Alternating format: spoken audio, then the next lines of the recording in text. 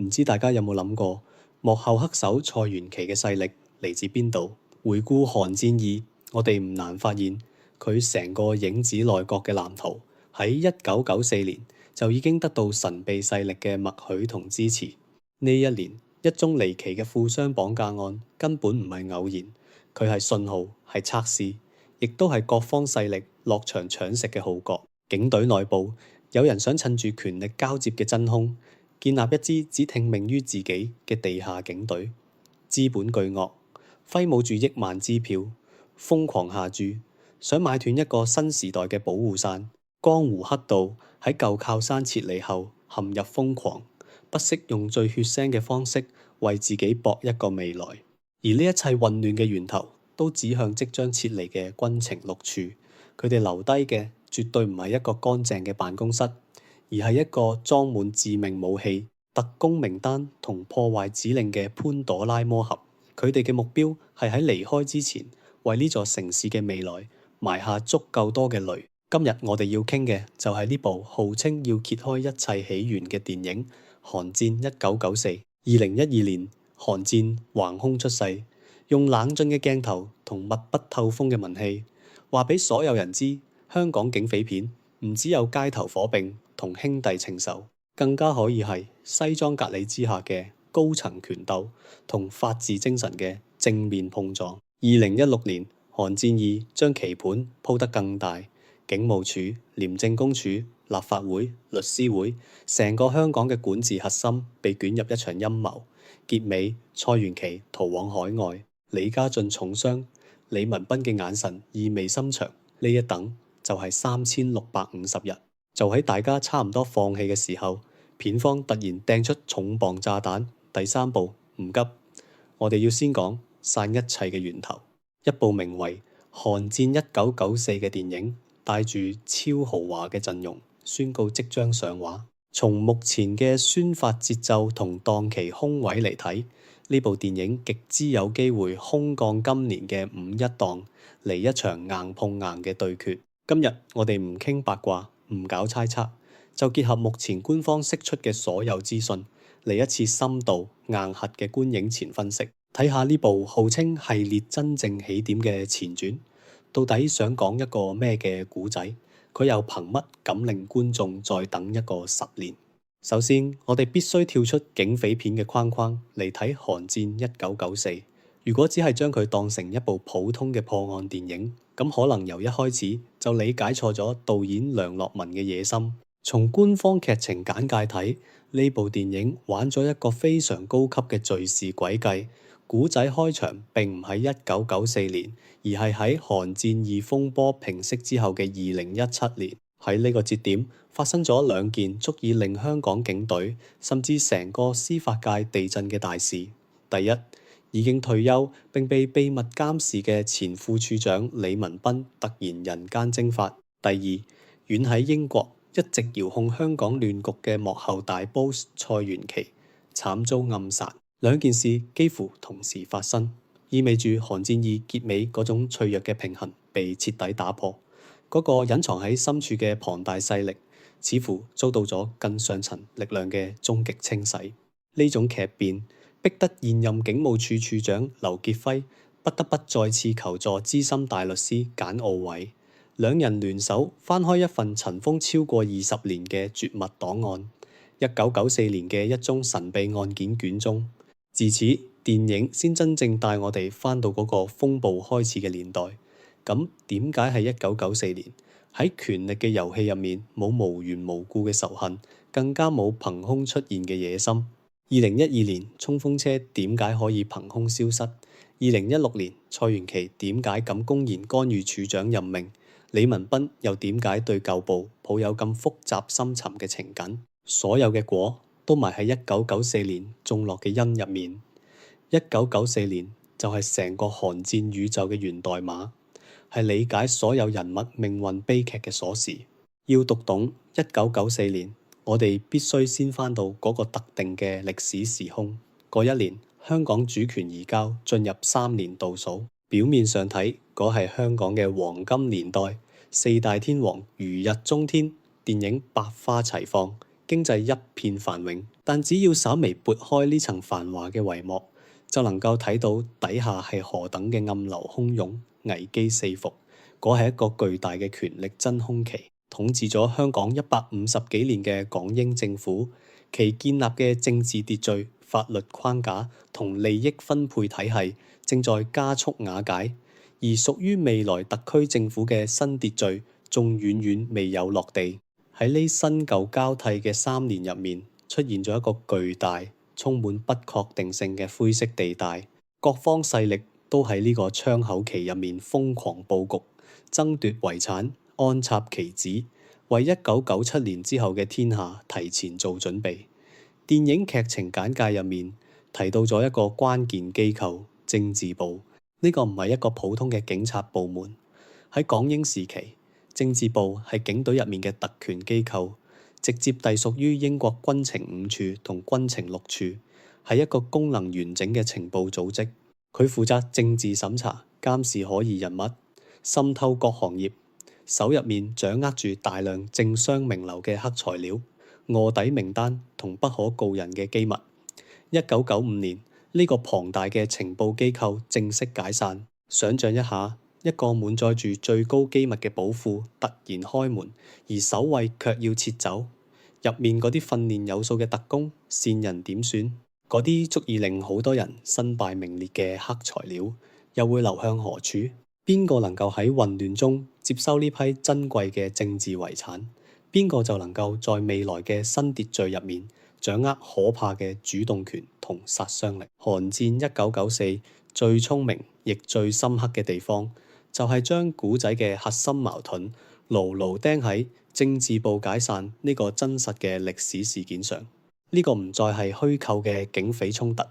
而係有咗堅實嘅歷史錨點。一宗突如其來嘅富商綁架案，瞬間攪動咗湖面下所有潛伏嘅巨獸。接落嚟，我哋就嚟睇下喺呢潭1994年嘅渾水入面，到底收藏咗邊幾條想興風作浪嘅大鱷。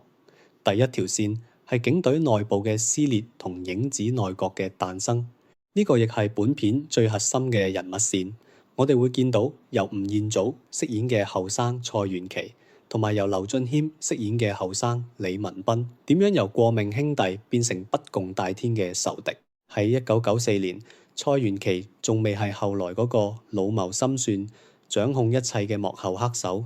佢係一個有深厚英方背景、能力出眾、野心勃勃嘅後生警官。佢比任何人都更加清晰咁睇到政治部解散背後隱藏嘅機遇，舊秩序崩塌正正係亂中奪權、建立自己勢力版圖嘅最佳時機。佢恐怕早就開始暗中收編嗰啲被逼下崗嘅政治部精英特工，吸納嗰啲見唔得光嘅技術同資源。富商綁架案帶嚟嘅混亂，正好俾佢渾水摸魚，搭建未來嗰個影子內閣班底嘅機會。吳彥祖身上嗰種精英嘅驕傲感同深沉嘅城府嚟演呢個角色，光係想像佢同劉俊謙對峙嘅場面就已經足以令人起雞皮。而嗰陣時嘅李文彬仲係一條熱血、耿直、堅信程序同正義嘅漢子。佢係警隊嘅明日之星，亦都係蔡元琪最信任嘅兄弟。佢查案係為咗公義，而蔡元琪查案可能每一步都係為咗佈局。可以想像，當李文彬發現自己並肩作戰嘅兄弟正喺度利用案件進行各種超越法律底線，甚至出賣警隊利益嘅秘密交易嗰陣，佢內心經歷咗點樣嘅信仰崩塌？佢必須喺堅守警察嘅原則同埋保存兄弟情誼之間做出撕裂靈魂嘅選擇。呢場風暴就係李文彬人生悲劇嘅起點。佢日後所有嘅隱忍、掙扎同看似黑化嘅舉動，都能夠喺呢度揾到根源。呢對兄弟點樣決裂，將會係電影最核心嘅悲劇驅動力。第二條線係資本嘅焦慮同投機，由吳慷仁、謝君豪等人飾演嘅富商陣營，係錢傳引入嘅全新力量。喺任何時代劇變嘅前夜，資本嘅嗅覺總係最靈敏，亦都最冷酷。劇情由富商被綁架開始，但呢啲頂級富豪絕對唔係待宰嘅羔羊。相反，佢哋可能先係真正嘅玩家。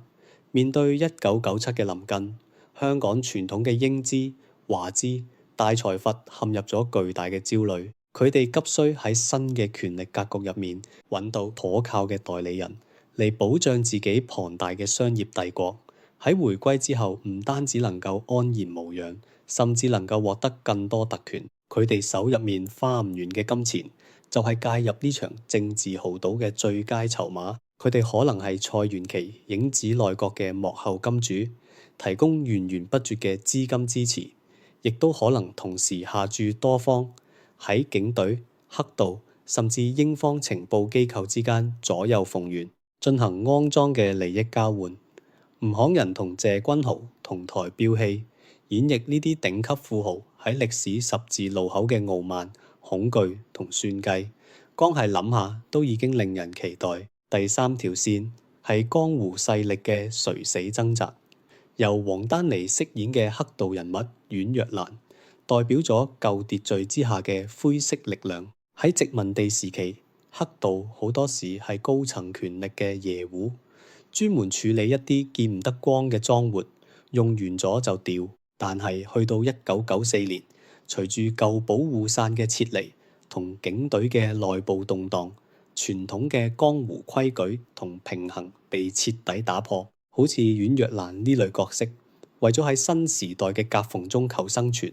絕對唔會坐以待斃。佢哋唔再甘心做棋子，反而可能成為牽翻棋盤嗰隻失控嘅手。呢種嚟自社會底層唔計後果嘅暴力，係嗰啲自以為係棋手嘅頂層精英們最難以預料同掌控嘅變數。第四條線亦都係韓戰1994最大膽嘅突破，就係直接將英方情報機構推上前台。喺前兩部入面，我哋能夠感覺到蔡元琪背後有一股強大嘅境外勢力支持，但係電影始終語言不詳。呢一次，梁樂文導演似乎決定唔再迴避。英國喺撤出殖民地嗰陣，從來唔會乖乖光榮撤退，透過政治部嘅解散，安插長期潛伏嘅沉睡者，轉移關鍵資產同情報網絡。佢哋喺香港回歸之後，依然試圖保留足夠嘅影響力同顛覆能力。電影入面出現嘅英方情報頭目，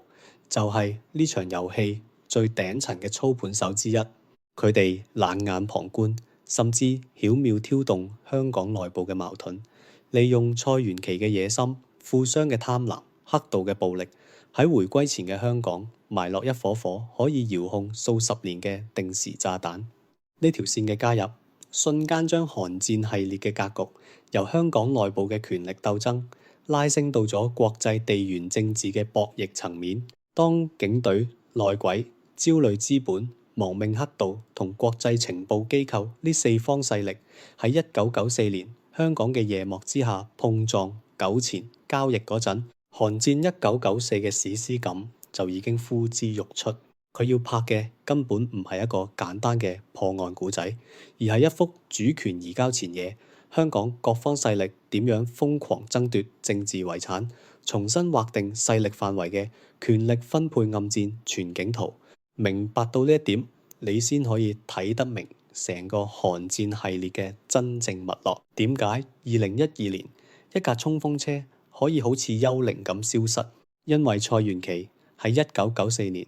可能已經透過接管政治部嘅遺產，掌握咗一套獨立於警隊正式系統之外嘅暗網同死士。點解2016年蔡元琪可以咁囂張咁干預處長任命？因為由1994年起，佢嘅勢力早就唔係一個人，而係一個深度捆綁咗資本、黑道同境外情報資源嘅利益共同體。點解李文斌每次面對舊部嗰陣，眼入面總有化解唔開嘅痛苦？因為1994年嗰場背叛同抉擇，令佢餘生都活喺煉獄入面。只有睇得明1994年各方勢力係點樣結盟背叛，留低血債嘅你，先至可以真正明咗點解喺2017年會有嗰場終極清算。蔡元琪喺英國嘅橫死，